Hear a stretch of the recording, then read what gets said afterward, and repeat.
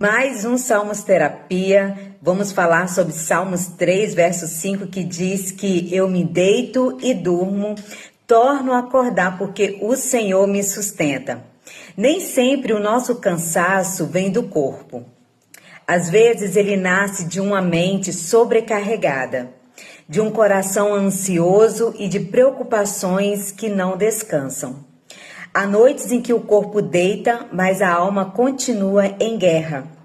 Esse versículo ele vai nos lembrar que descansar também é um ato de fé.